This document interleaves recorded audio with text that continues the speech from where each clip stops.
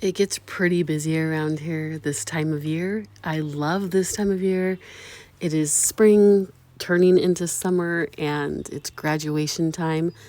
We have been going to graduation celebrations for the last week, and it has been so much fun to just be able to celebrate all those awesome graduates graduating from high school.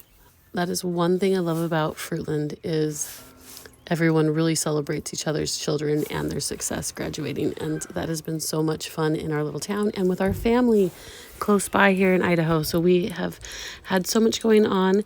And one of the easiest things or the meals to make when you're busy is using the crock pot. And so today I am just going to make a pulled pork sandwich for dinner. And that's so easy to do. Just seasoning it with my homemade steak seasoning rub. It's got smoked paprika in there, garlic, onion, salt, pepper, and it's just delicious. So I'm going to rub that all over this pork roast, give it a really good sear in the cast iron skillet. I am using tallow to sear this with, and I just love the way it works with searing meat.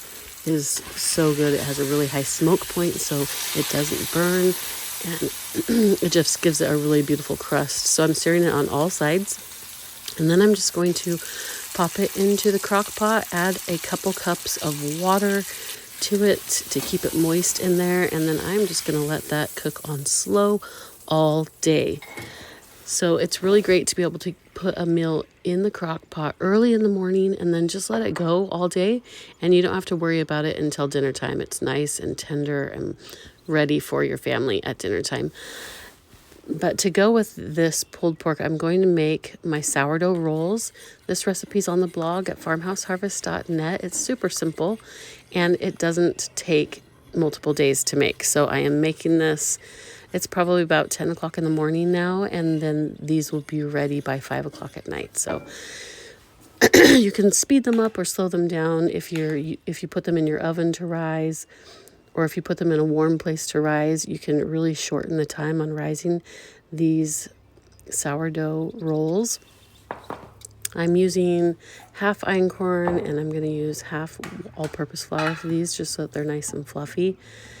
And so when I do use einkorn flour, I do use the kitchen scale to make sure that I'm getting the right amount, because it's a lot fluffier than all-purpose flour that's been sitting for a while. So you got to make sure you get the measurements right. You can't just measure the fresh ground flours with a measuring cup, or it won't be enough.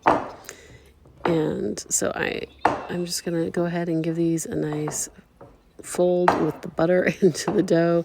And then I'm just going to put these on top of my stove and let them rise for hours until the dough gets nice and puffy, and then we'll turn it into rolls and let them puff up again before I put them in the oven. And these should be ready to go by dinner time. I've been making this sourdough roll recipe for over 5 years now, and I really just adapted it from my family's roll recipe that's been passed down for generations. I learned it from my mother-in-law, and my husband just calls them killer rolls. So these are killer sourdough rolls, and they're super easy, super delicious, and they go very well with any type of meat that you might be making for dinner. My grandma Evie, taught me how to shape rolls really easy, just using your hand, your forefinger, and your thumb, pinching the dough together, and they come out very even, about the same size. This roll recipe uses about 2 cups of sourdough starter, but because you're using more pre-fermented dough, it takes a lot less time to rise. So that's why you can make these so quickly, and they're still long fermented. They're still have that beautiful sourdough depth of flavor, but they don't take 2 days to make. So I really like making sourdough recipes that actually you can start in the morning and serve for dinner that night, which this recipe is. And if you're looking for a way to stretch your grocery budget, making your own sourdough rolls or homemade breads is one of the best ways to do it. For one, grains are obviously one of the cheapest foods that you can feed your family. I like to buy my grains in bulk. The einkorn flour comes from Teton, Idaho, which is not that far from us, but they ship it to us. The shipping's free, and I buy it by the super pail. And so I get pallets of that and then store it in my garage. They wrap it in a very nice, like a tin foil wrap inside these big 5-gallon buckets and then seal it. So they're stored very well and last a really long time. I'm just going to take you guys out to the front porch with me. I am fertilizing and watering my hanging baskets, and I'm going to show you one of the funnest tricks I like to do to have beautiful baskets on your front porch that overflow with flowers. When you go to the nursery and you see all those hanging baskets, they're beautiful. But when you want something on a table or down low and you want it to overflow, the ones that you can buy that are already pre-planted like that can take a long time to really start overflowing and looking beautiful. But if you buy the hanging baskets and then set them in a crock or on a little table on your front porch, they look so beautiful. The only problem is they have these hanging hooks and wires coming out of them. So I am just taking my husband's wire clippers and I'm just going to cut those off. And so now it just looks like a beautiful flower basket without, you can't tell that it was made to be a hanging basket, and they just look really pretty on the porch. So these are from Canyon Creek Nursery, and I think they just moved over to, I want to say the Melba area. Really beautiful, huge nursery. They have really, really good deals on their hanging baskets. So highly recommend going there. If you're like me, your front porch can get very dirty. I honestly just let it go over the winter. I put my Christmas decor up and then I just let it go until spring. And honestly, the spring, I didn't even clean it. I just went and got my flower baskets, put them out, and I've got a lot of family coming into town for graduations and need to get it cleaned up. So one of the first things I'm going to do is just sweep it up. I also like to use my blower. If you have a blower, it is one of the best investments you can get, and it just blows everything off, so you don't have to do the sweeping. But mine has to be charged, so today I'm sweeping this up and just getting the porch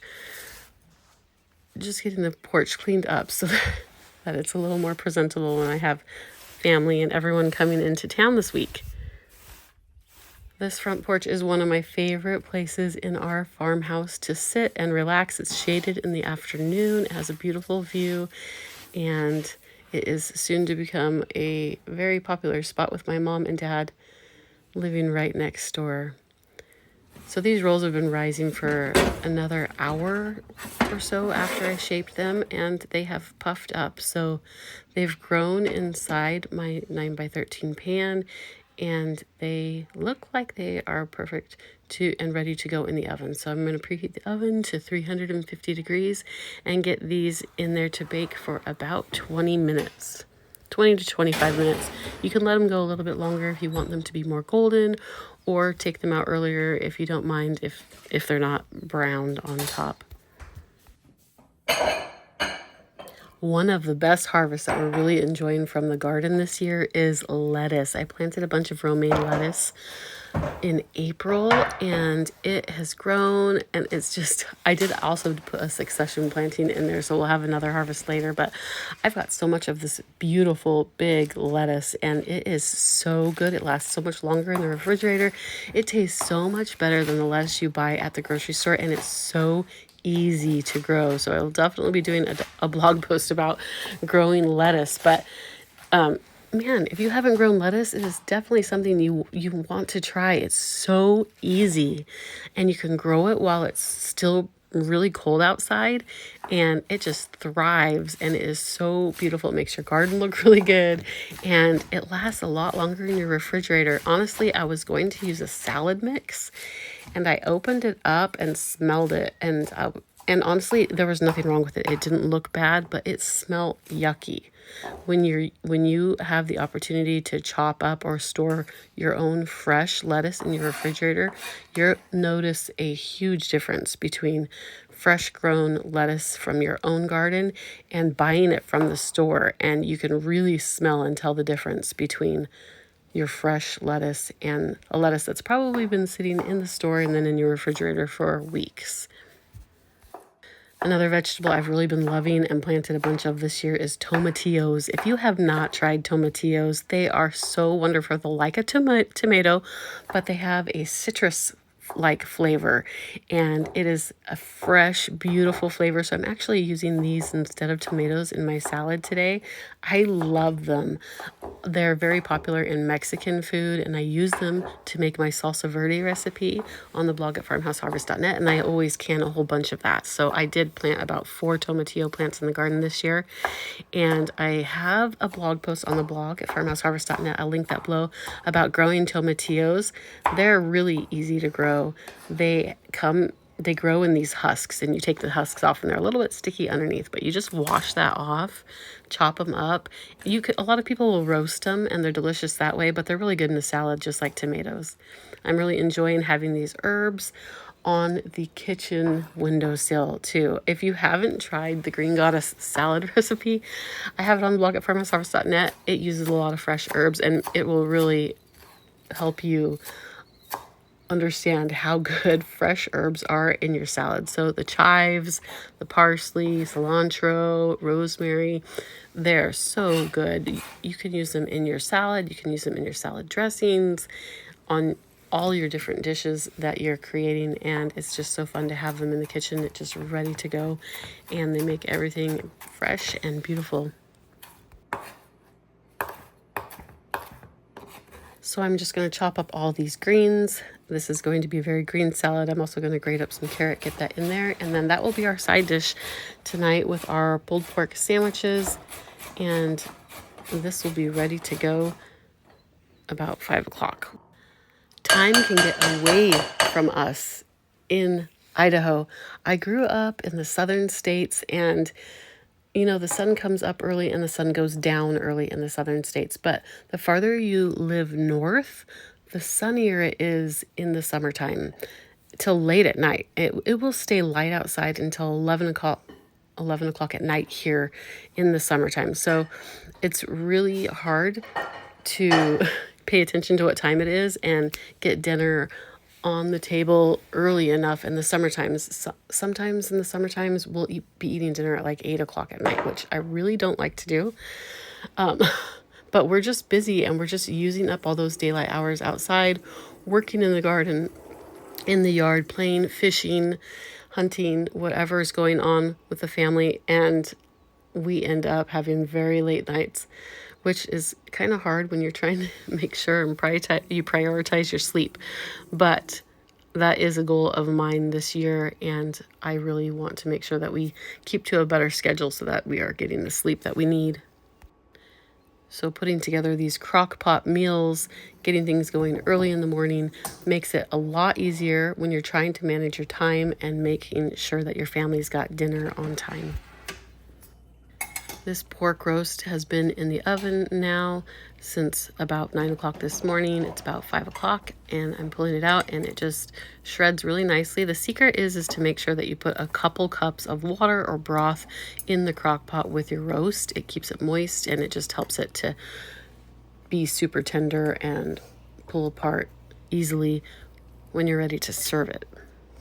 Now, you could go ahead and take this pulled pork and drizzle it with barbecue sauce and serve it that way. I am just going to serve it in a bowl and then go ahead and drizzle barbecue sauce across the top of that separately. Now, these sourdough rolls are buttery. There is butter inside the dough. They're very soft. It helps them be really fluffy and soft inside, which is one of the best parts of dinner rolls, if you ask me. When they pull apart really well, and then they're just almost flaky, pulling apart from each other. But one of the things that I love to do is put butter on top. A lot of times I'll melt the butter first and then brush it over the top, but a lot of times I'll just grab a stick of butter out of the refrigerator and rub it over the tops of each roll.